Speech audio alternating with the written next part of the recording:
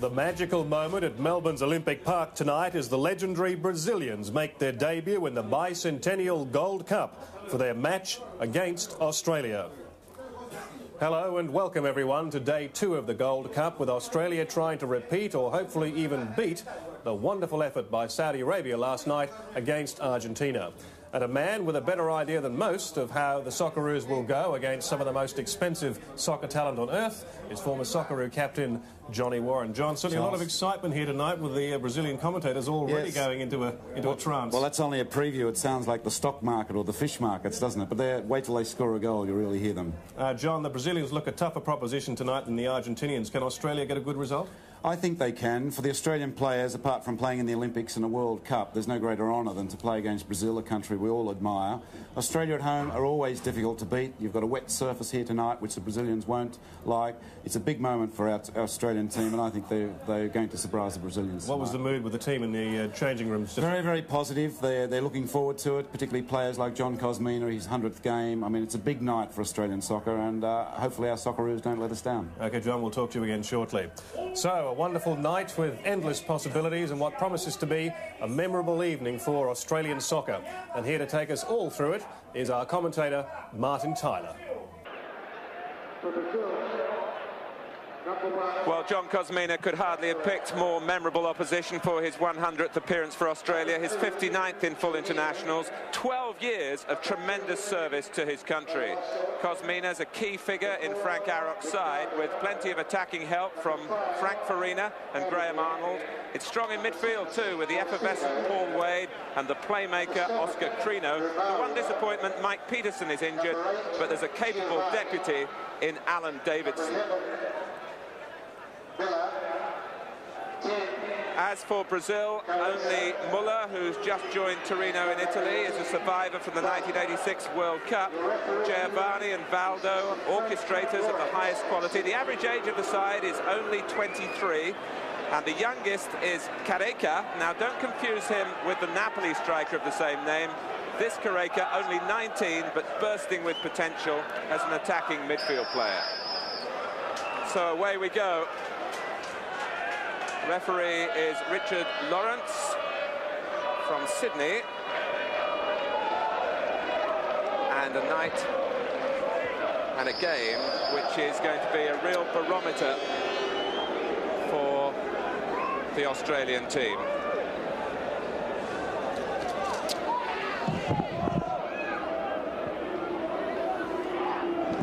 The pitch definitely on the wet side, but they have taken a lot of surface water off today. The ground staff have worked hard here.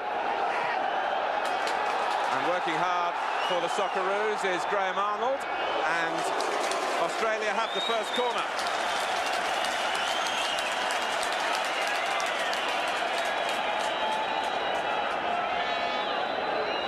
Frank Arok has promised a most positive beginning.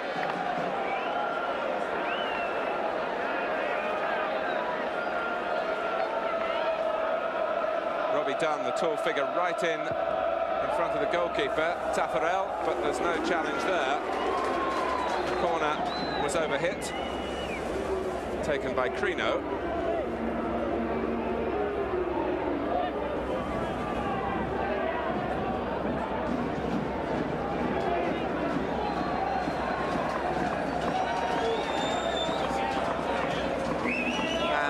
Brazil are not without support in Olympic Park, as you can hear from the samba rhythm.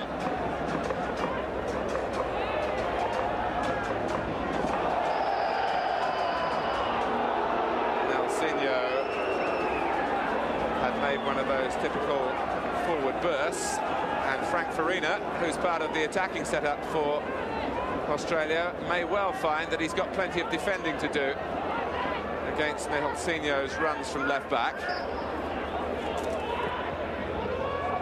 And Muller was the closest to the free kick for Brazil, wearing number 7.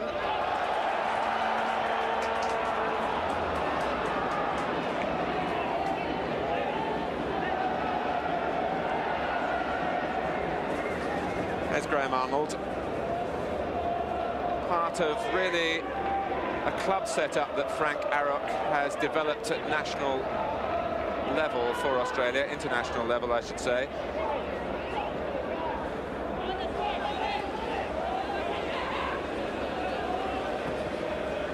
Yankos is the captain and the sweeper. The left back, the dependable Graham Jennings.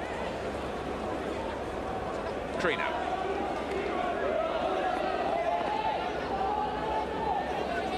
Well, I'm sure there's plenty of partisan support for Australia in the stadium, but at the moment it's almost respectful support, wondering quite what they're going to see from the opposition. There'll be a more realistic approach down there from Kosmina, a battle-hardened, hard-nosed campaigner.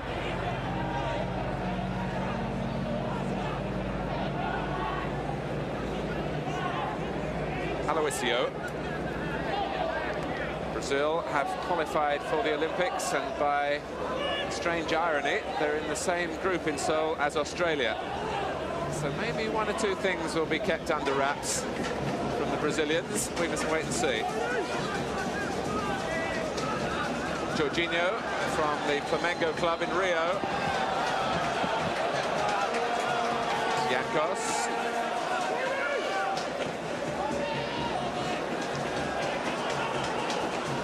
Ricardo, the Brazilian captain, with that honour for the first time. This is the little Vasco midfield player, Giovanni. Jorginho having problems with his balance, and one thing the slippery surface will mean is that Australia can really commit themselves to some sliding challenges, but they're losing their balance off the ball as well. In fact, Arnold went down in the middle. He was just trying to get up in support of Crino. Is Alan Davidson, often used at right back, but quite capable of operating in midfield. Yankos.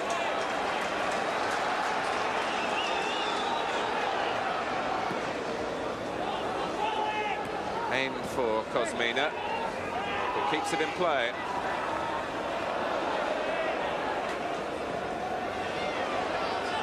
Dunn, who's happily recovered from knee trouble that kept him out of the Olympic qualifiers.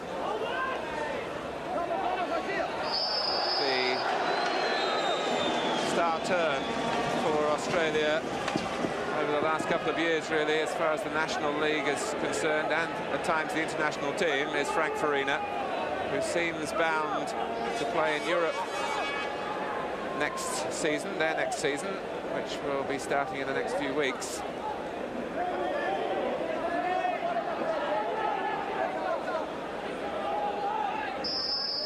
Kosmina, Arnold, Dunn, all in there.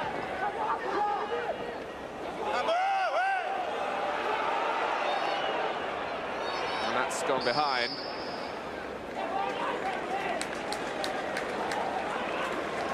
So Tafarel, at 22, is Brazil's goalkeeper, plays for Internacional of Porto Alegre.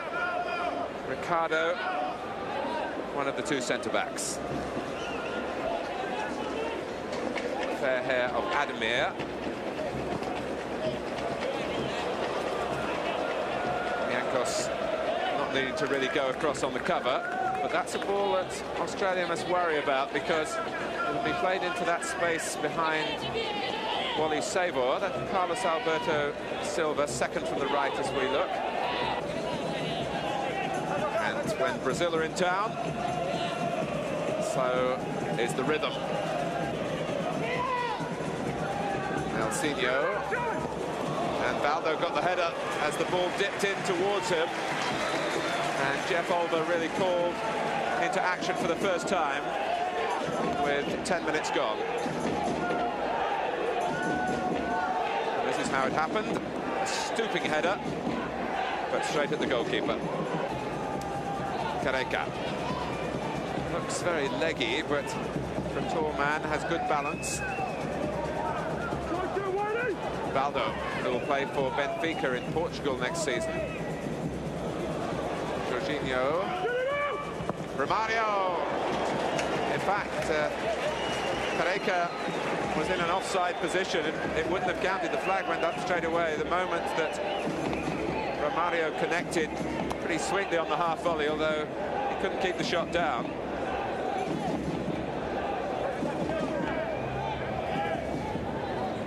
breaker didn't look offside to me, but the flag went up. In any case, it's a goal kick to be worked between Olver and Jankos.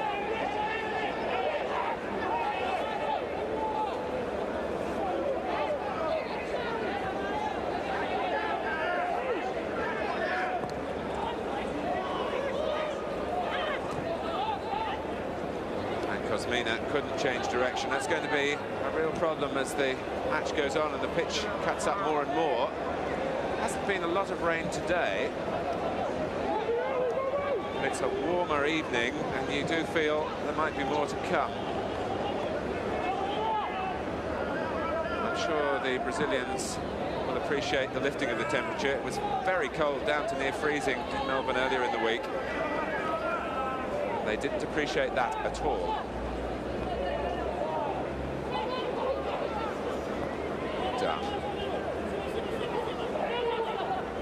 Crino. Now Davidson. 20 players forward for Australia. Jennings.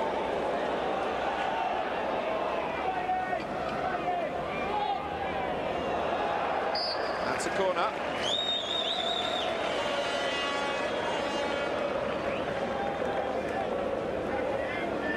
Enterprising work by Saver. Kareka not letting him get away.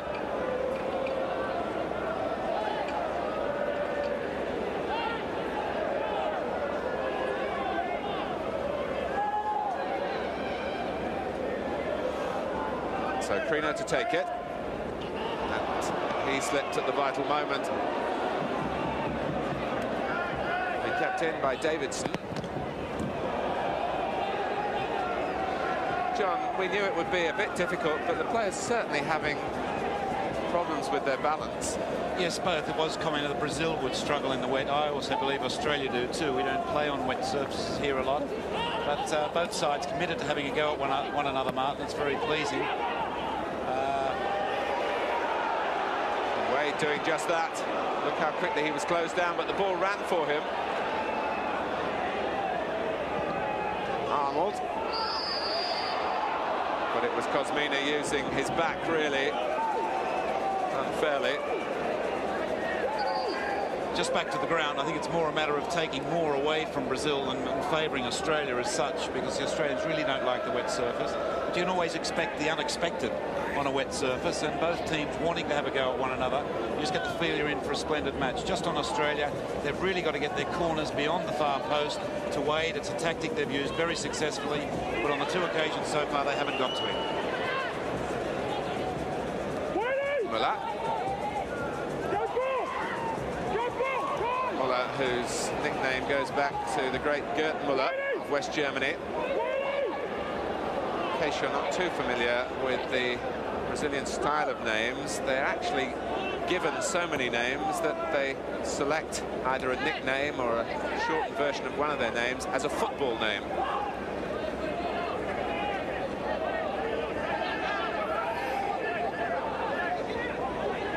Here's a man with a short name too, Robbie Doe. Crino. And Taffarel having to come and performing bravely. Crino gets it back in. Farina had made the first thrust. And that will be Brazil's throw. But the most difficult moment so far for the Brazilians, appreciated by Eddie Thompson.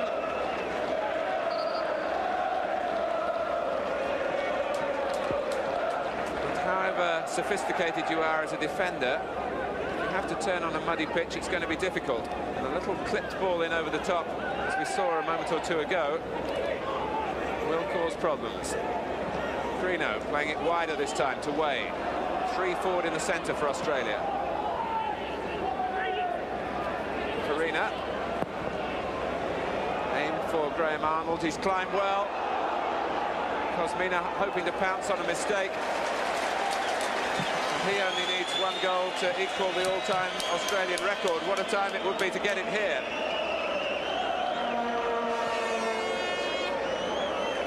Arnold knocked it down. Kosmina was lurking with intent.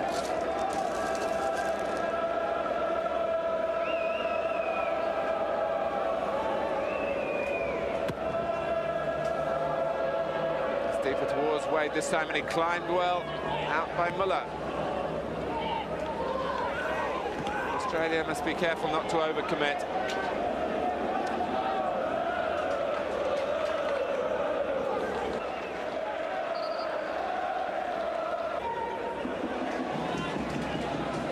Incidentally, Australia did win round one of the battle when they got a message that Brazil wanted to wear their traditional yellow shirts. No way, said Frank Arok.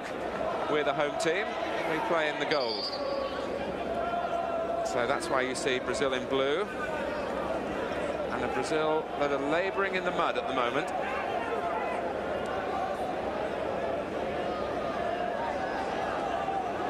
Crino brought down. Jennings to take the free kick. Dunn spending more and more time up in and around the penalty area. It's over Kosmina, but not far enough to reach Robbie Dunn. Swept out by Valdo. And well done, Jennings. Didn't fall for that from Muller. In fact, Muller turned into the stronger side of Jennings, the left.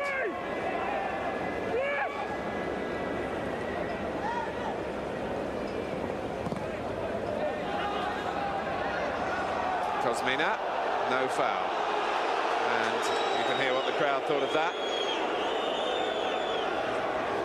It's not an easy night for refereeing decisions, often having to rule on intent as players slip and slide. Muller is onside. Romario in the middle, and it was fiercely hit and pretty well defended by Australia, covering the dangerous near post area. Careca couldn't control it. Arnold. That was neatly done. Help on hand from Davidson. We're talking about the slipping and sliding. We mustn't neglect the effect on the stamina as well. These are sapping circumstances.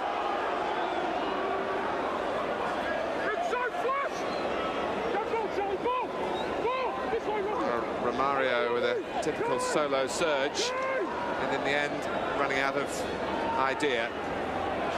Well played by Crino, giving Brazil a taste of their own medicine then. And every time that happens, that will be reflected in his teammates, because when you see that Brazil are really only flesh and blood, and plenty of ambition too from Farina, that's won another free kick.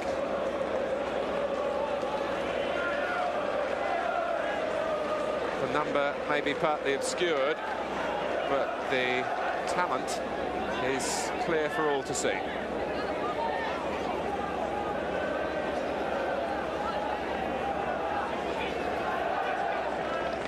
Jennings playing it short this time. Is a shot on for Davidson? He thought so. And Taffarel had to be wary of the bounce. Here's Careca. Only on the periphery of things so far. Just over half an hour gone. Valdo. Well, it looks easy, but that requires terrific technique to play a pass like that. Dunn takes the safe way out, facing his own goal. It's no contest really in the air. Robbie Dunn against Romario. But the Brazilians can make it dip over the tall defenders, so they didn't on that occasion.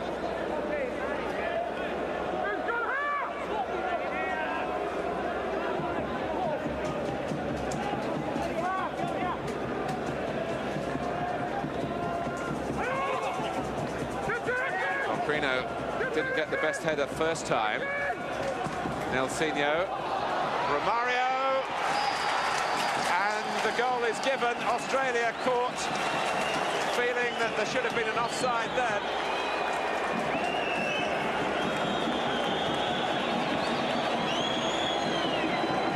But the referee had a look. The scorer has a conflict of emotions, because there's some damage to him. It was a miss-hit shot by Nelsinho that caught Australia out. It was finished so sharply by Romario. And the game can't restart yet because Romario is down injured. Well, the referee was perfectly placed to allow the goal. And we have the benefit of the replay. And Johnny Warren, it looked OK, didn't it? Yes, it was perfectly OK. It wasn't offside, I should say. But the ironies of the game, Martin, Australia having their best 15 minutes, starting to really get on top. You have a mishit shot from Nelsinho, I believe, to the unmarked Romario. But that is the beauty of Romario, top scorer in Rio for the past 3 years. Here's Crino. Jennings has made a good forward run, and Crino finds him because Jorginho slipped. Well, it's the first real sight of goal with Graham Arnold coming in at the back post. Frank Arok knows you don't get too many opportunities against Brazil. There's a great ball in from Jennings, crisply delivered. Arnold at the back post.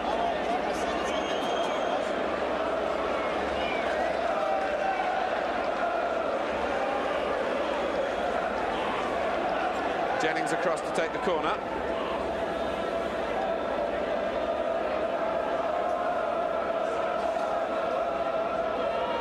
Kosmina is there. Dunn is waiting in the middle. Arnold, of course. And Jennings can try again.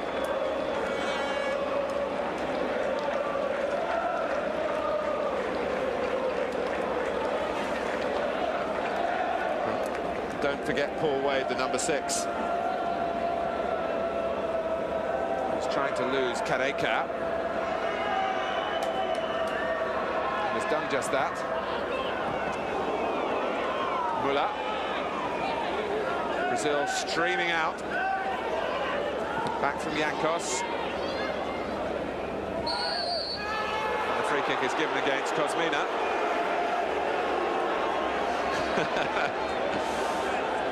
I think it's fair to say that Frank Arok didn't agree with the decision. But, you know, as a player, John, I think sometimes it's good to see the coach emotionally involved. There's been a little bit of criticism of Bobby Robson in the last European Championship, who rather looked on impassively. Well, Frank's certainly involved. That would be an understatement, wouldn't it?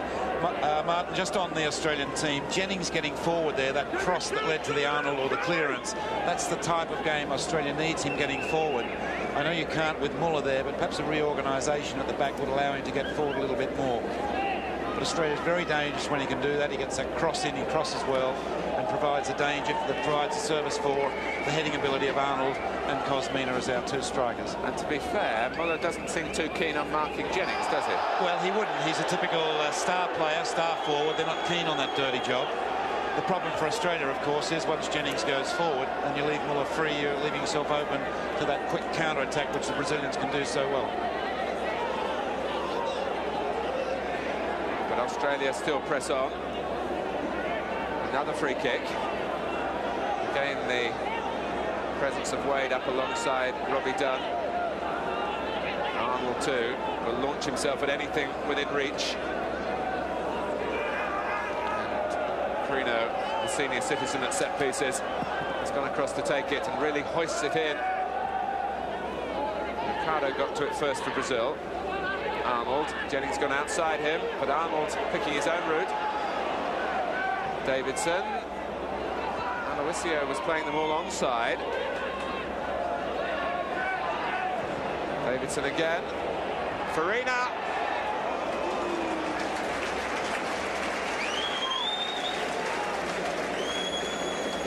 And although we talk about the strong running and skill on the ground of Frank Farina, we mustn't neglect the fact that he's very useful in the air too. His heading ability's improved enormously the last 12 months, but that was a better service from Davidson. I feel Australia haven't got the ball in yet, have they, Martin? They're hitting the first man. They've got to get it over to give our guys a chance to get at it.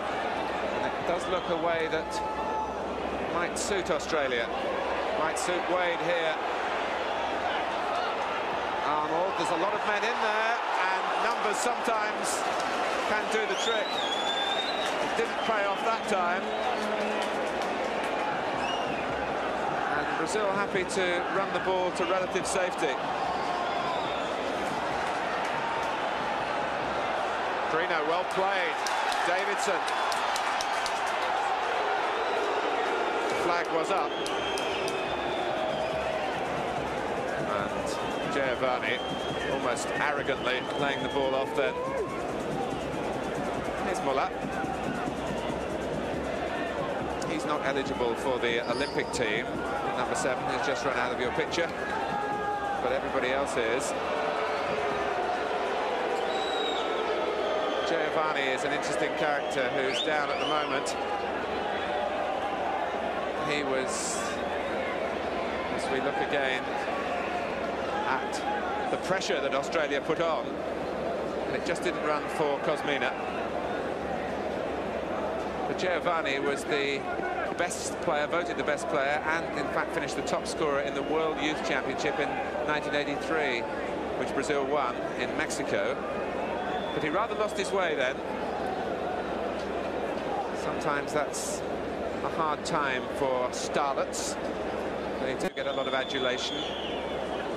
They're asked to be maybe more mature than they have any right to be at that age. But he's come back. They tell me he's sorted out his problems off the field. And he must have done to have been selected for a tournament like this. He's certainly got the ability.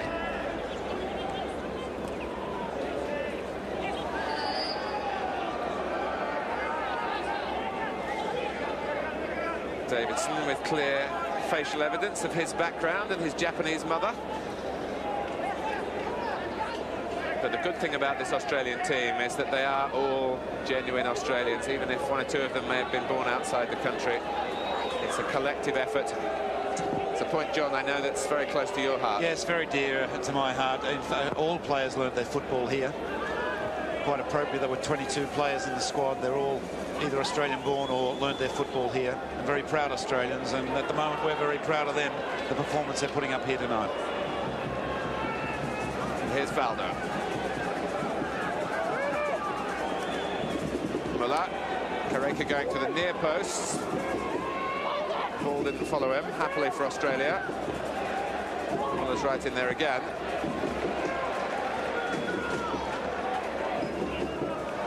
Good work by Arnold. Good team player. Davidson. Farina's through the middle, joined by Kosmina. But Alan Davidson looked away in disappointment with himself. Just a couple of minutes of the first half remaining.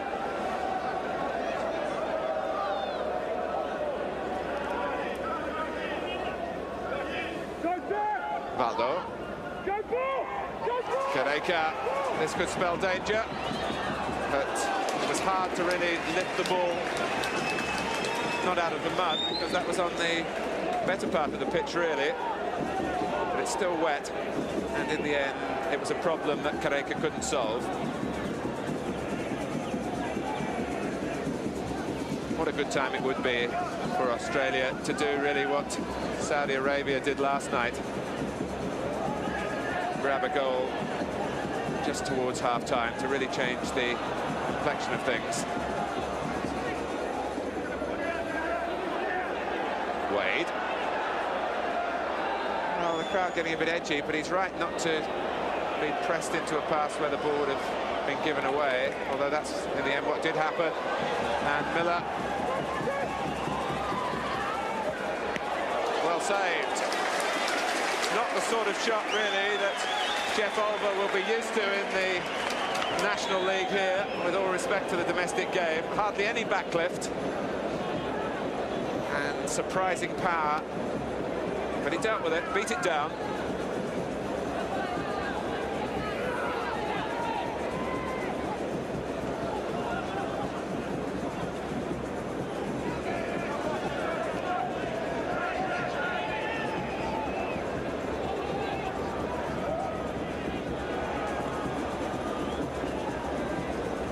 John, we're in the final minute of the first half. Your thoughts on it? Well, I've thoroughly enjoyed it, Martin. I think it's been a splendid first half, given the conditions. Both teams have had a go at one another. I think Australia have played extremely well. Only shame is the match is so far decided by a goal which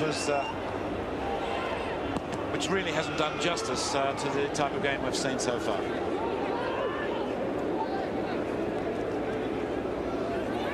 But as they say, they all count. They all count. It was splendidly put away, but it was from a missed kick, and I feel Australia have done enough to at least share the honours in this first half. Certainly shown themselves capable of forcing the tempo of the match.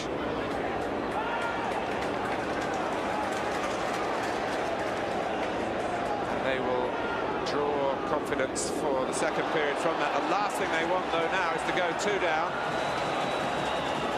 Here's Romario taunting them again, and Olver looked round behind him, and to his great relief the ball was there. It could have been 2, and that was a heart-stopping moment for the goalkeeper, but in the end he stopped the ball, which was what mattered. That's the worry, John, as we've been saying. The more Australia chase the game, try to dictate the game.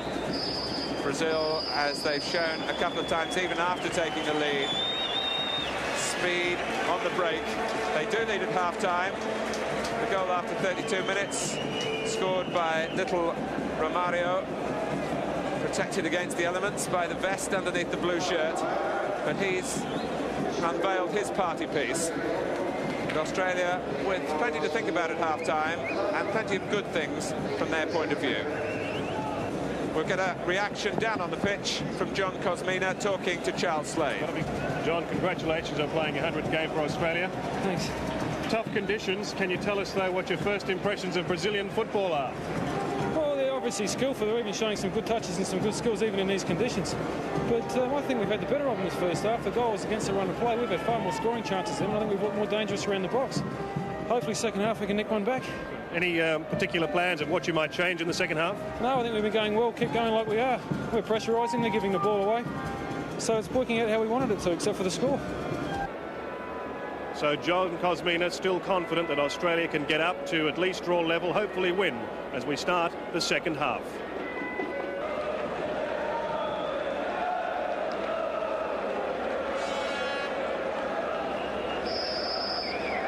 Australia start the second half, having drawn plenty of heart from the first 45 minutes, although they're a goal down. Interestingly, it's Brazil's first full international of 1988. So it's more than 7 months since the team last got together. 1987 had mixed reward for them. They had a successful European tour. They won the Rouse Cup in a three-way competition with England and Scotland, but they performed disastrously in their own South American Championship, beaten 4-0 in the end by Chile. There was some inquest after that, I can tell you.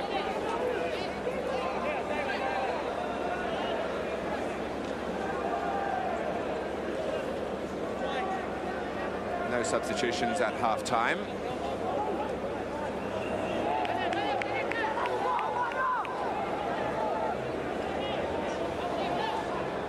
And Carlos Alberto Silva not looking totally pleased with what he's seen from his team so far in this game, though they have the one-goal advantage.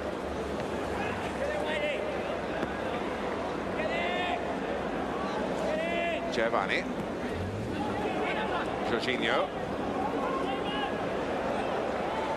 Now Careca. Australia, though, able to break it up neatly enough. Mario trying to get in behind Jankos, but he kept his eye on the ball, did Australia's captain.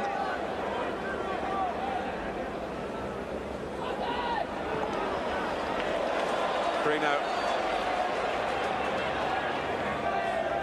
Here's Arnold. Farina, rather, with Arnold taking his position in the middle, and Farina twisting to the ball back to Sabre. And Taffarel took that awkwardly, but well. He didn't get his body really into line. He had a difficult challenge to deal with as well, as Kosmina came in really breathing fire.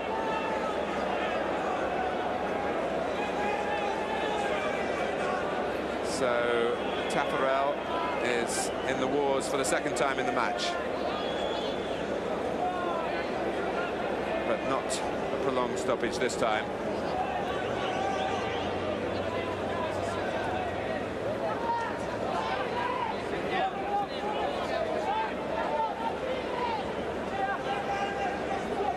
Giovanni.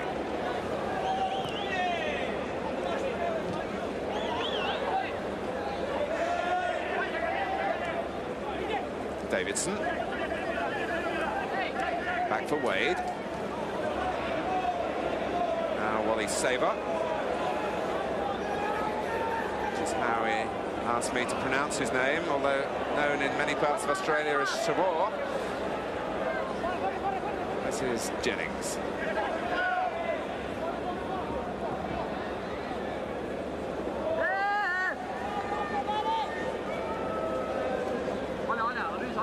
Jennings with a throw. Oh, Kosmina was poised. Wade certainly is. Good save by Taffarel. Wade again.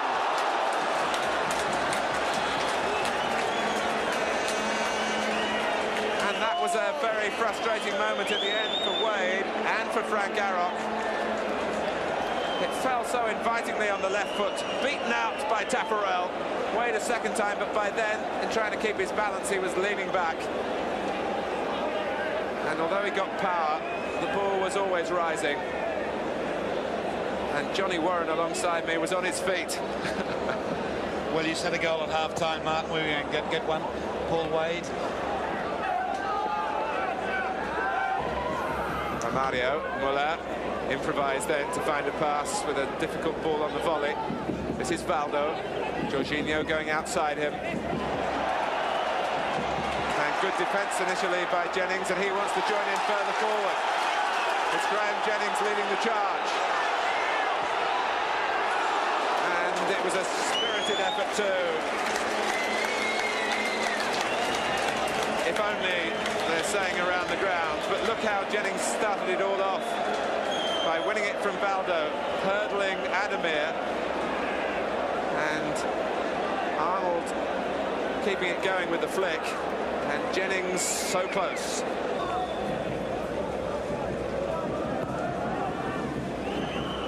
Giovanni.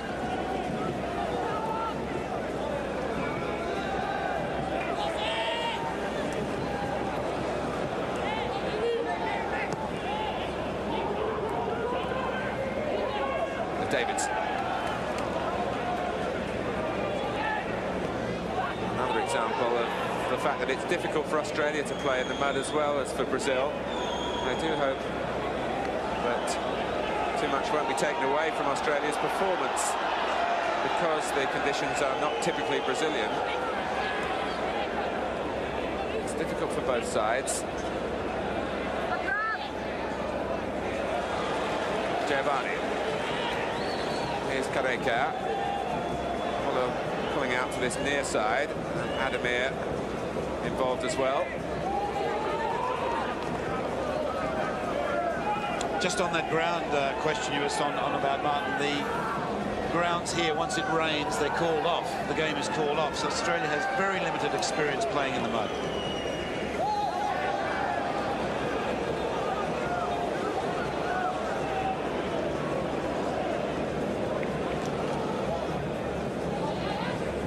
The Brazilians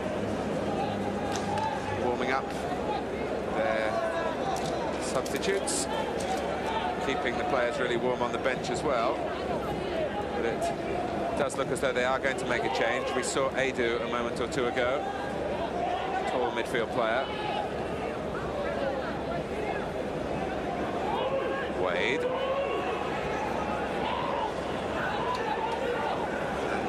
Most dangerous passes in these conditions is the back pass. I know some coaches who would actually order their players not to do it, even if it meant booting it into the stand.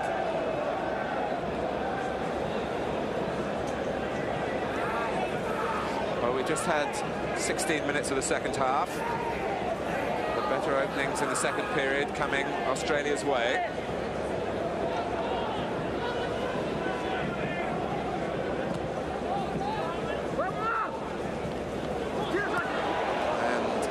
Could have dropped anywhere. And my feeling is that one will drop right for an Australian boot. Now Carlos Alberto Silva wants to make his change. There is a theory in the game: you should never make a substitution when your team is defending at a corner. It tends to distract the concentration. Whether he'll wait for the corner to be taken, it looks as though it's going to be just that. The short play didn't work for Australia, and Brazil streaming out. Romario, Muller, Jorginho, Romario is offside. Careca not uncomfortable with the volley, which is a technique that frightens a lot of players, even at this level. But now they do want to bring on Edu. A couple of players of this name who play in the top flight in Brazil. This is the Edu from Palmeiras.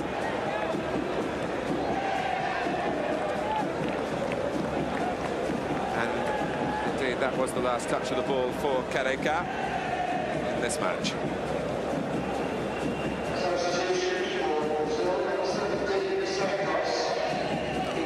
And the substitution taking place in the 62nd minute.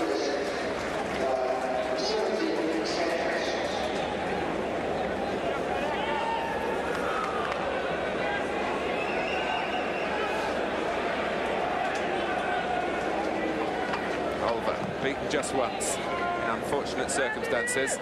Not for him, no blame attached to the goalkeeper. All just died then again. On that occasion, suited Giovanni. Edu, who likes to play on the left side of midfield. Giovanni.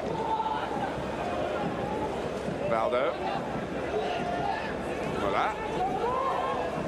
Edu not really attuned to the pace of the battle so far.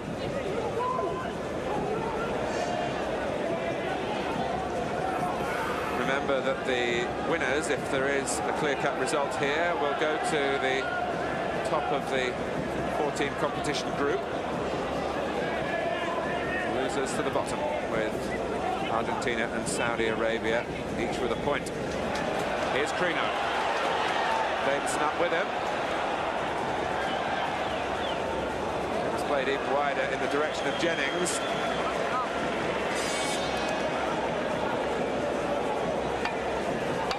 Well, the corners mount up, but what Australia need is a goal.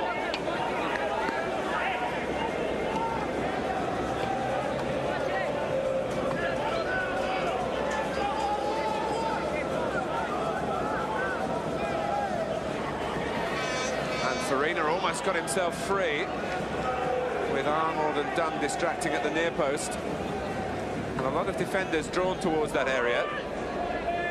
The corner was hit deeper, but just beyond Frank Farina.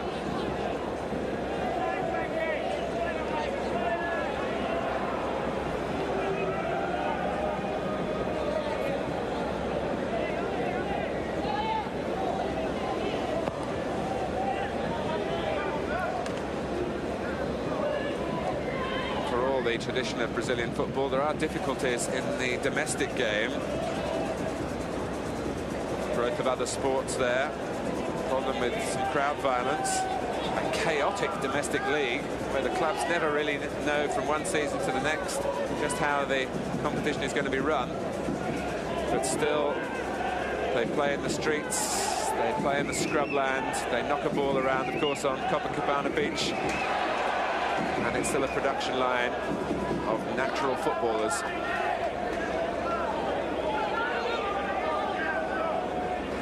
How Frank Arup would love to have such a supply.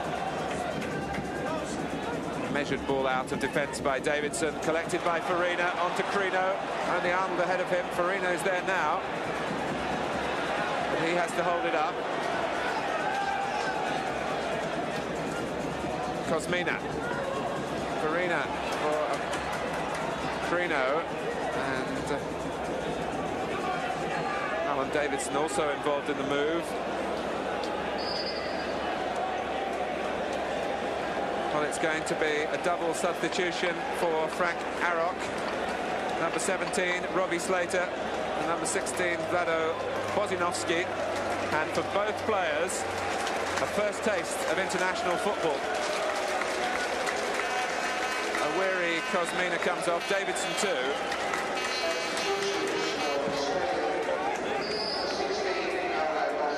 Oh, what a challenge for Bozinovski and for Slater to try and sort things out for Australia here against Brazil in their first international. And here is Bozinovski.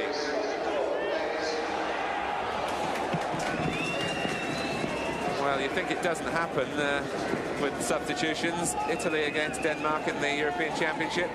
2 substitutes came on. Altobelli scored with his first touch and De Agostini shortly afterwards. That's when they think that the coaches are miracle workers. But Johnny Warren, Slater in particular, has had an excellent domestic season, I believe. Yes, he's in fine form. He also has a good understanding with Arnold and Jennings with Sydney Croatia club. An outstanding season, and I think a good change. Australia had to try something. We're starting to run out of time, and it seems strange to be sitting here playing against Brazil and looking at your clock every minute to think, well, we're running out of time to score. But that's how this second half has been. Yes, Australia making the pace. There is 15 minutes left. Bozinovski with a throw. Slater, who interested Nottingham Forest, had a trial with them. Edu. Yankos. Met by Nelsinho, only down to Giovanni, who's not really exerted the sort of influence from midfield that you might have expected. And all credit to Australia, but that hasn't happened.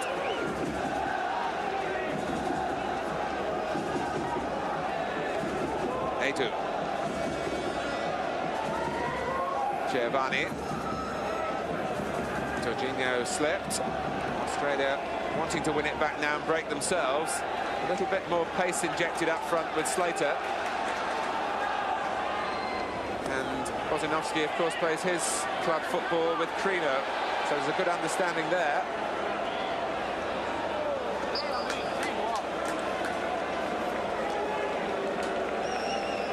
Well, the Brazilians might not have heard of Frank Farina, but they certainly know about him now.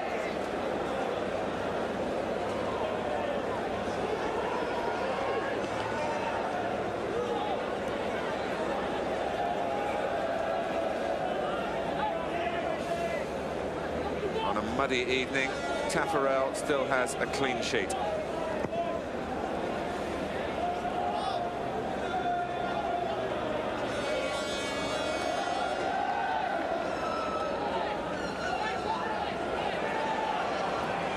Saver with a commendable show of ambition. And Giovanni was impeded by Crino, who were 4 yellow cards in the opening game shown last night. But Richard Lorenz has been able to maintain control without reaching for his top pocket.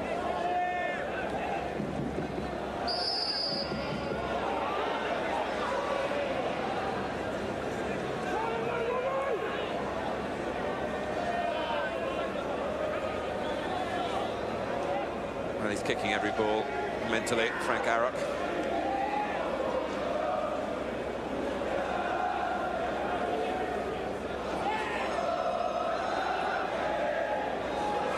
Oh, Brazil just a little guilty then of over-elaboration. Bozinovski very keen to make an impact here. And Crino as well.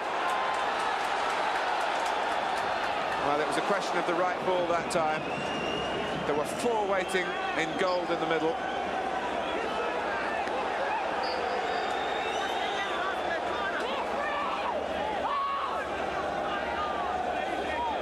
Australia have a corner. Jennings leaving it for Crino. And Brazil caught napping by the short corner. And that was quick thinking on Australia's part, particularly by Crino. Onside, or was he? Well, it was a question of whether he was in his own half or not.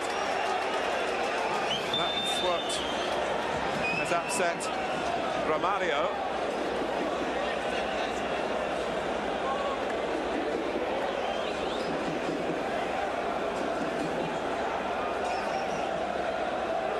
Bozinovski. Played off by Crino, intercepted though by Edu, who's got 2 to his left. Romario and Muller. Well, he wasn't really looking for help. And Australia had to take some drastic action this time through Jankos, nowhere near the ball. Now this is in Brazilian territory in terms of their speciality. The free kick from around 25 metres.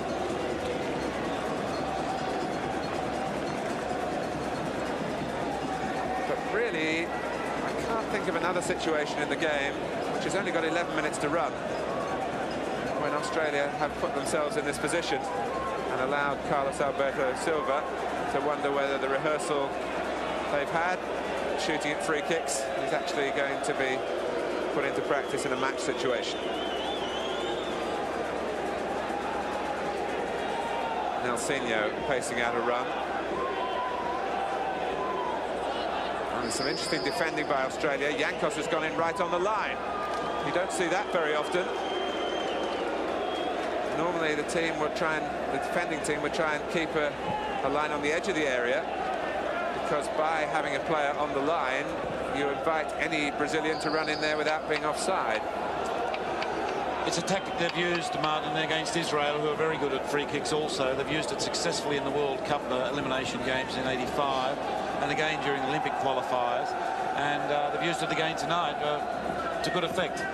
Yes, I would think the Brazilians love a challenge in a free kick, and they'll say, well, you stand there and we'll try and put it past you. But they couldn't do it then. And Nelsinho, who took the free kick, is a real specialist.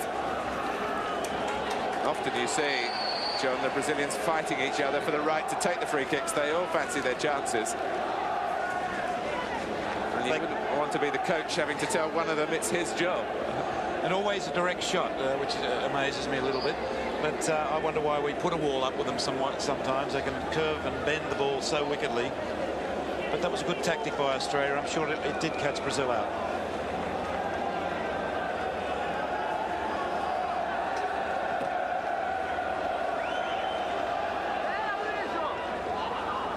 They've done quite well at the back in the air, Brazil, after some tentative moments.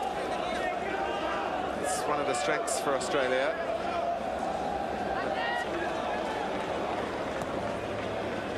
The way out, though, for Brazil on this near side is Muller, a very rich young man now. And it's a free kick again to examine how well Australia can defend.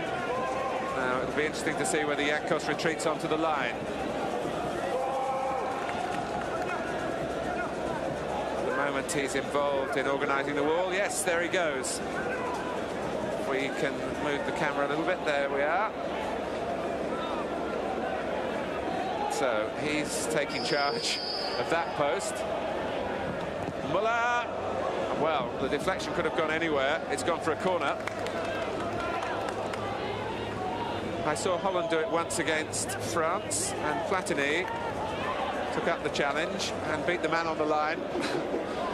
And a goal was scored. It was brilliant.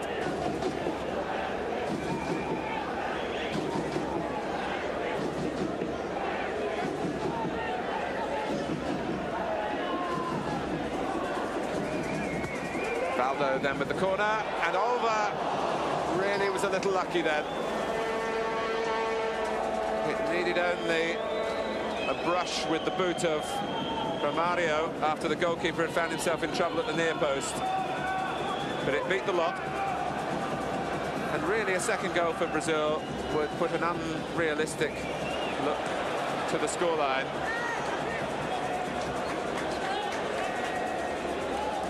Prino. Bozinovski. Farina. It's well hit too. Well, when we look back on the game, we'll be able to chart a list of near misses for Australia. Often Frank Farina involved. That was an excellent effort. Adamir is to be replaced by Milton.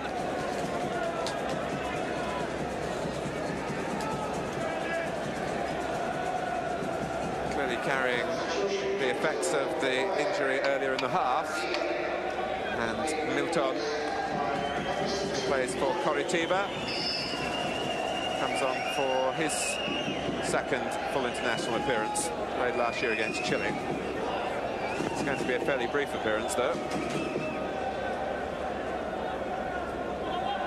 Romario. Valdo. Jorginho racing up outside him. Here he is. Romario going to the near post. There hasn't been a lot wrong with Australia's defending. They've looked a capable, organised outfit.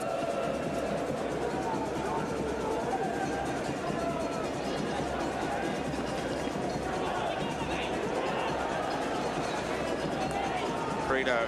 It's a lovely pass, given the conditions particularly.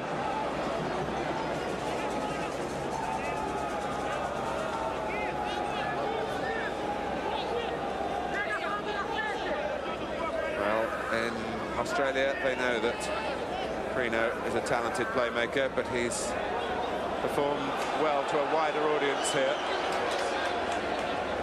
with the match being shown around the world.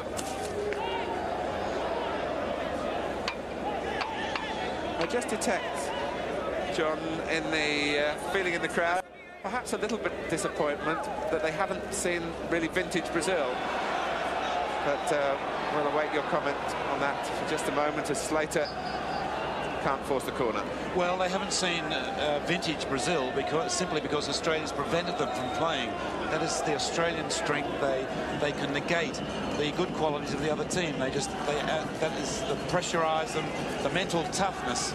Again, that is Frank Arok's key word with this Socceroo team. And really, you can only play as well as the opposition allow you. Brazil are here serious. They are here with their best team. We're seeing Brazil's best team. And I think we've got to give credit to the Socceroos. For sure.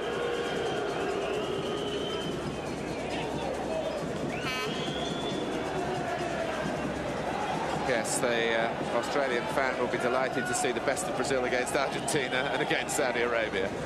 Well, those teams may allow them more time to play. Our strength is that we don't allow them to play.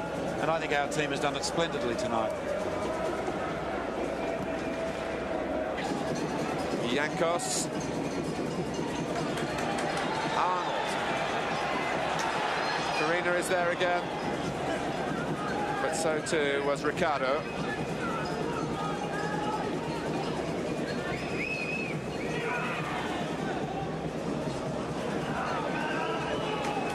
Jennings. Adu. Here's Romario. We're 30 seconds into stoppage time, driven long by Jankos. It fell for Farina, but not quite where he wanted it. Milton. But the free kick goes in his favour.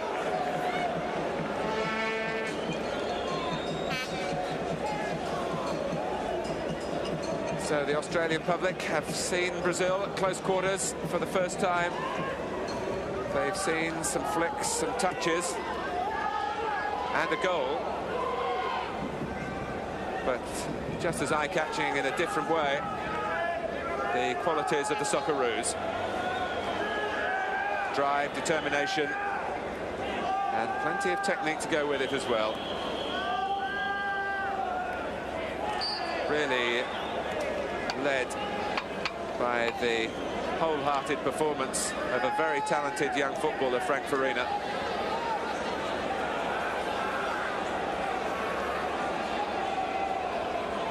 Still time.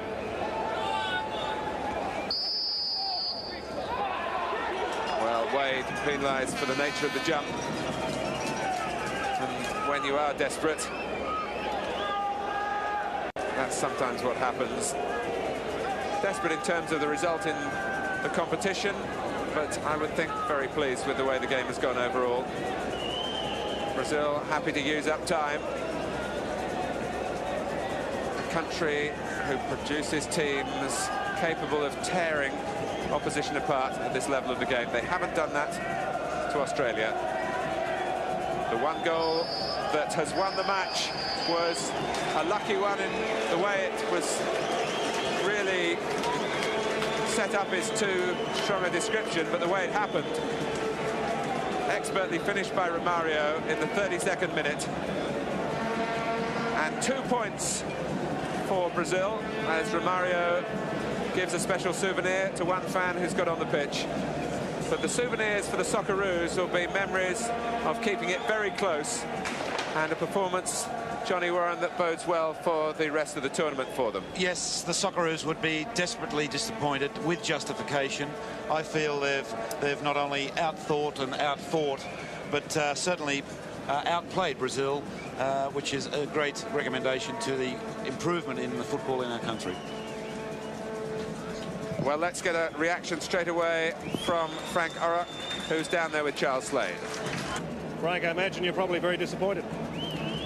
Of course, you should be and must be disappointed when we played all over them, and at least we had 70% of the game, and just the ball wouldn't bounce for us, and the one accident goal decided the whole game, and the beautiful dreams are over because we played well. I'm very proud because that team is good, and we outplayed them, outsmarted them.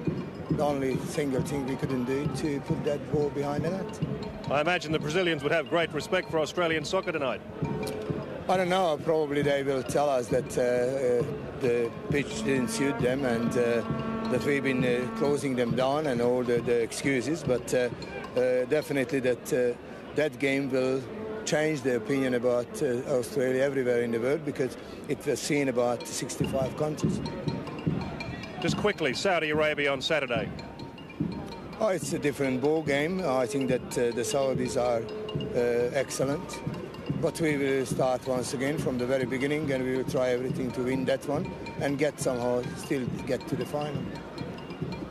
So a disappointed Frank Orrock, naturally, but still very determined to see Australia do well in this Bicentennial Gold Cup. And I think that would sum up your attitude as well tonight. Very disappointed, because I thought our boys did enough to win the match, but if not, perhaps to draw the match. But I thought it was a splendid advertisement for Australian football, that they can compete. And don't forget that these boys are part-time players playing against the world professional players, and I thought they did Australian football proud tonight. And I got the impression in the second half, a bit like last night with the Argentinians, that perhaps the Brazilians were happy to sit tight and hang on to what they had. Yes, well, they're very cool and calm, weren't they? I mean, they're, again, professional players, and they know how to defend a result. But I feel very disappointed for our boys. I thought they did enough to get something out of the game. So we'll look forward to Saturday night. I'm a little bit worried about Saturday, because I would think this game mentally and physically has taken quite a bit out of them, and they only have the 1 day's rest, and I feel we're yet to see the best of the Saudis. We thank you for joining us tonight. On behalf of the ABC team, it's good evening.